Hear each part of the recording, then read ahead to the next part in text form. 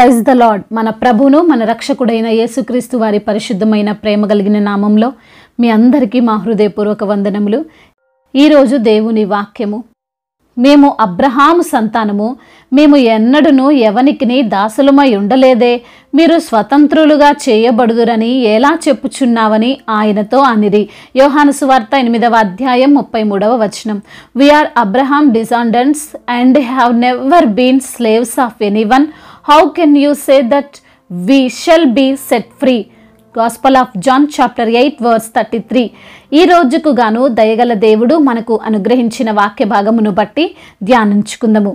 ప్రభునందు ప్రియమైన సహోదరి సహోదరులారా, సర్వోన్నతుడైన దేవుడు ఈరోజు సెలవిస్తున్నాడు, నేను మిమ్ములను విడిపించెదను, నేను మిమ్ములను స్వతంత్రులుగా చేసేదను అని.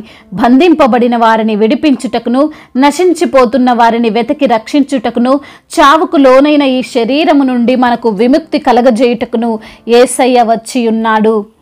ఈ లోకంలో చాలా మందికి నచ్చదు ఒకరి క్రింద పనిచేయడం, ఒకరికి బానిసలుగా ఉండటం.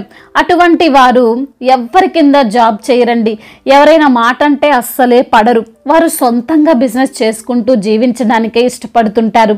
అది వ్యాపారమైనా, వ్యవసాయమైనా, చేతి వృత్తులైనా వారు దానిని చేయడానికే సముఖత కలిగి ఉంటారు. దానిలో కొంచెం ధనమే రానివ్వండి, తక్కువ సంపాదనే వచ్చినా వారు దానిని పట్టించుకోరు. వారు ఫ్రీగా ఎటువంటి ప్రెజర్స్ లేకుండా జీవిస్తే చాలు అనే హృదయం వారిది. కానీ జాబ్ చేసే వారి పరిస్థితి కొంచెం విరుద్ధం. శాలరీ కోసం, కుటుంబ పోషణ నిమిత్తము వారికి తప్పదు. బాస్ చెప్పినట్లు వినాలి, లేకపోతే ఇక అంతే. ఈరోజు ఇవ్వబడిన లేఖన భాగంలో యేసయ్య యూదులైన వారితో చెప్తున్నాడు, మిమ్మల్ని నేను స్వతంత్రులుగా చేస్తాను అని. ఆ మాటకు వారు అంటున్నారు, మమ్మల్ని స్వతంత్రులుగా చేయడం ఏంటండి? మేము అబ్రహాము సంతానము, మేము ఎవరికీ బానిసలము కాదు, ఎవ్వరూ మా పైన పెత్తనం చెలాయించడం లేదు వారు అనుకున్నారు. వారి పనులలో, వారి కుటుంబాలలో వారు దాసులముగా లేము కదా, ఎందుకైనా ఇలా మాట్లాడుతున్నారు అని. కానీ యేసయ్య వెంటనే రిప్లై ఇచ్చేశాడు, పాపము చేయు ప్రతివాడు పాపమునకు దాసుడు అని.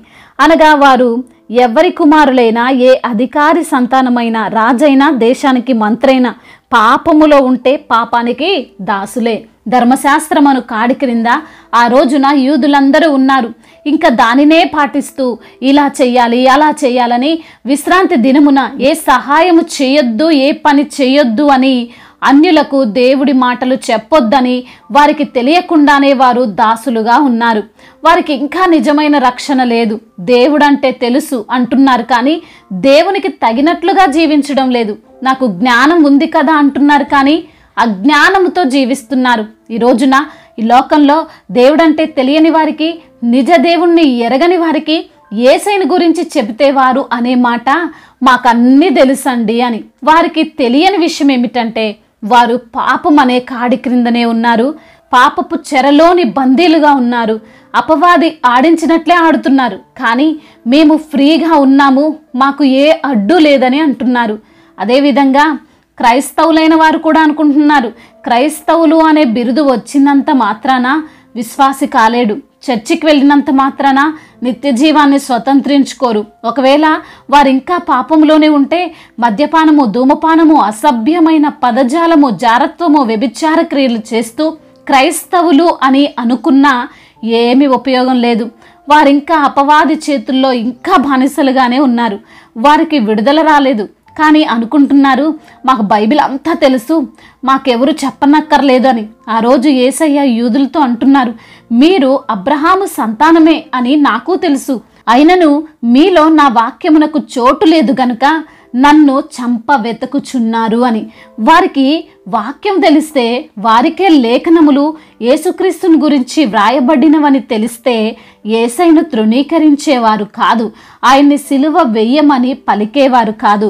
ఈ రోజున క్రైస్తవులు అని చెప్పుకుంటున్న కొందరితో దేవుడు మాట్లాడుతున్నాడు, మీరు క్రైస్తవులే కానీ మీలో వాక్యము లేదు. అందుకే కదా మీరింకా పాపములోనే ఉన్నారు, అపవిత్ర కార్యాలు చేస్తున్నారు, దేవుని నామానికి అవమానకరంగా బ్రతుకుతూ ఇలా చెయ్యొద్దు, ఆ సిగరెట్ తాగొద్దు అని బైబిల్లో ఉందా అని అడుగుతున్నారు.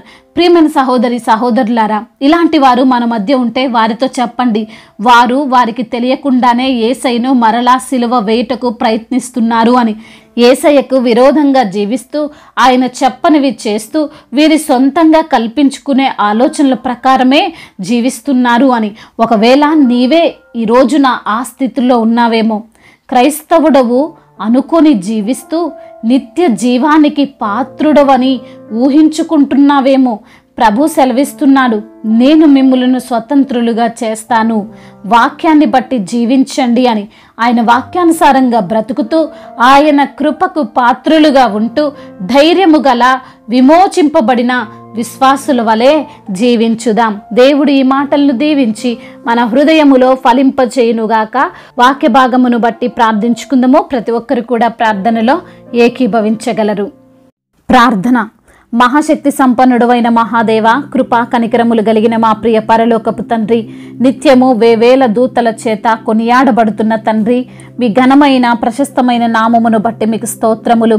ఆకాశముని సింహాసనముగా భూమిని పాదపీఠముగా చేసుకున్న పరిశుద్ధుడా, జీవము కలిగిన రాజా, సర్వ సృష్టికర్త, మా ప్రియ పరలోకపు తండ్రి, మీకే స్తుతులు స్తోత్రములు. ప్రభువా తండ్రి, మమ్మల్ని స్వతంత్రులుగా చేయడానికి ప్రభువా మీరు నిశ్చయించుకున్నారని నా తండ్రి, ఏ యొక్క తండ్రి కాడి క్రింద మేము ఉండకుండా ప్రభా మీ యొక్క తండ్రి కృపచేత మమ్మల్ని రక్షించుకున్నారని వాక్యము ద్వారా తండ్రి ఈ రోజున మీరు మాతో మాట్లాడారు. మమ్మల్ని ఎంతగానో సరిచేశారు ప్రభువా. అయ్యా, మమ్మల్ని ఎంతగానో హెచ్చరించారు. అందును బట్టి మీకు స్తోత్రములు తండ్రి. అవును ప్రభువా, మరి తండ్రి ఏ స్థితిలో ఉన్నా తండ్రి, మరి తండ్రి మీ యొక్క నిత్య జీవానికి పాత్రుడు వగినట్లుగా తండ్రి మేము ఉండడానికి కృపను చూపించమని అయ్యా, మమ్మల్ని స్వతంత్రులుగా చేసి మీ వాక్యము ప్రకారముగా జీవింపజేస్తున్న విధానమును బట్టి మీకు వందనములు. ఎందరైతే బిడ్డలు ప్రభువా వాక్యమును విని ప్రార్థనలో ఏకీభవిస్తున్నారో ప్రతి బిడ్డను మీరు పేరు పేరున దీవించండి, ఆశీర్వదించండి, బలపరచండి. మీ యొక్క కృపచేత జ్ఞాపకము చేసుకునండి ప్రభువా. అడుగుడి మీకు ఇవ్వబడునంటున్న దేవుడవు తండ్రి, ఈ సమయంలో అడుగుచుండగా ప్రభా అయా, మేము అడిగిన దానికంటే ఊహించిన దానికంటే అత్యధికమైనటువంటి మేలులు మాలోను మీరు జరిగించమని వేడుకుంటున్నాము తండ్రి. మీ స్వారూప్యములో రూపొందించినటువంటి బిడ్డలు ప్రభా, వారు ఎటువంటి అవసరతలు కలిగి ఉన్నారో అవసరతలు తీర్చే దేవుడవు తండ్రి. మీరే ప్రతి బిడ్డకు మీ యొక్క సహాయమును దయచేయమని వేడుకుంటున్నాము తండ్రి. అయా, ఎందరైతే బిడ్డలు ప్రభువా ఈ రోజున అనారోగ్య సమస్యల చేత తండ్రి బాధించబడుతున్నారో, వారున్న దీన స్థితిలో మీకు మొరపెడుచున్నారో ప్రభువా అయా, మరి తండ్రి వారి యొక్క మనవులను ఆలకించే దేవుడవు తండ్రి. ఆకాశము నుండి నీవు వారి ప్రార్థనలకు జవాబు ఇచ్చి వారి యొక్క ప్రతి పాపమును క్షమించి వారిని మీరే స్వస్థపరుస్తారని వాక్యం ద్వారా సెలవిచ్చారు తండ్రి. మీరే తండ్రి అద్భుత కార్యమును జరిగించమని సంపూర్ణ స్వస్థతను అనుగ్రహించమని వేడుకుంటున్నాము తండ్రి.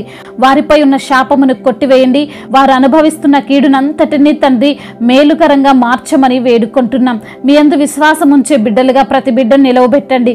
ఈ రోజున ఎందరైతే బిడ్డలు తండ్రి అప్పుల బాధలతో ఉన్నారో ప్రభు, ఆర్థిక సమస్యలతో ఉన్నారో నా తండ్రి అయా, మరి వారు చేస్తున్నటువంటి వ్యాపారములో నష్టపోయి ఉన్నారో నా తండ్రి అయా, ఎటువంటి శోధనలు ఎదుర్కొంటున్నా వారి యొక్క శోధనలు నుండి విడిపించండి. వారికి మీరు తోడై ఉండమని, జయ జీవితాన్ని వారికి ప్రసాదించమని బ్రతిమిలాడుకుంటున్నాము తండ్రి. అయా, ఎందరైతే బిడ్డలు నా ప్రభా ఈ రోజున నా తండ్రి భార్యాభర్తల మధ్య విభేదాలతో ఉంటున్నారో అయా, మరి తండ్రి వారి మధ్య తండ్రి సమాధానమును కలగజేయండి ప్రభా. అయా, క్షేమాన్ని దయచేయండి, సమృద్ధిని వారికి దయచేయండి. కుటుంబంలో ఎటువంటి అల్లర్లు లేకుండా ప్రభా మీ యొక్క కనుదృష్టి ఆ యొక్క కుటుంబం పైన ఉండులాగున సహాయము దయచేయమని వేడుకుంటున్నాము. వారి కష్టార్జితం అన్యుల పాలు కాకుండా తండ్రి మీరే వాటిని కాపాడమని వేడుకుంటున్నాము.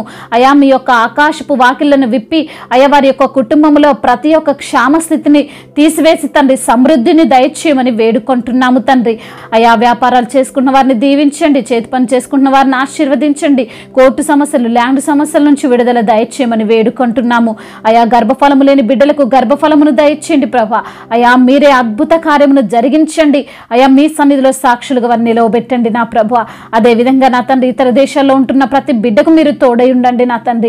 అయా వారు చేస్తున్న ప్రతి పనిలో తండ్రి ఆశీర్వాదాన్ని దయచేయండి తండ్రి. అయా మీకు విరోధముగా ఏమైనా పనులు చేస్తే ఆ పనులన్నిటిలో నుండి తండ్రి వారికి విడుదలను అనుగ్రహించమని వేడుకుంటున్నాము. అదేవిధంగా దైవజనులను దీవించండి, అయా సువార్థికులను ఆశీర్వదించండి, మిషనరీస్ని దీవించండి, ఆశీర్వదించండి ప్రభువా. అయా వారు చేస్తున్న ప్రతి ప్రయాణంలో మీరు తోడుగా ఉండండి. మీ ఆత్మ చేత, మీ అభిషేకము చేత వారిని నింపమని వేడుకుంటూ, ఈ యొక్క నామానికి మహిమకరముగా వారిని మీరు నిలవబెట్టమని వేడుకుంటూ తండ్రి, ఇంతవరకు చేసినటువంటి ప్రార్థన అంతటిని మీ పాద సన్నిధిని చేర్చుకోమని మనాథుడు, సర్వశక్తిమంతుడు, సర్వాధికారి అయిన నజరేయుడైన యేసుక్రీస్తు వారి నామంలో ఈ ప్రార్థన అడిగి వేడుకుంటున్నాము తండ్రి. ఆమేన్. ఈరోజు పెళ్లి రోజు మరియు పుట్టినరోజు జరుపుకున్న వారందరినీ దేవుడు దీవించి సకల మేలులతో, సకల ఆశీర్వాదములతో, కృపాక్షేమములతో దేవుడు మిమ్మల్ని నింపునుగాక. మీ యొక్క ప్రార్థన అవసరతలను మాకు తెలియజేయగలరు. మీ కొరకు మేము తప్పక ప్రార్థిస్తాము. మొదటిసారిగా మన యొక్క ఆదరణ వాక్యం చూస్తున్నట్లయితే తప్పకుండా సబ్స్క్రైబ్ చేసుకోగలరు. ఈ వాక్యం మీకు ఆశీర్వాదకరంగా ఉండినట్లయితే అనేకులకు కూడా ఈ వాక్యాన్ని పంపి మీరు కూడా దేవుని యొక్క రాజ్య సువార్తలో పాలిభాగస్సులు కావాలని దేవుని పేరిట మనవి చేసుకుంటున్నాను. May God bless you all. దేవుడు మిమ్మల్ని దీవించి బలపరిచి స్థిరపరచునుగాక.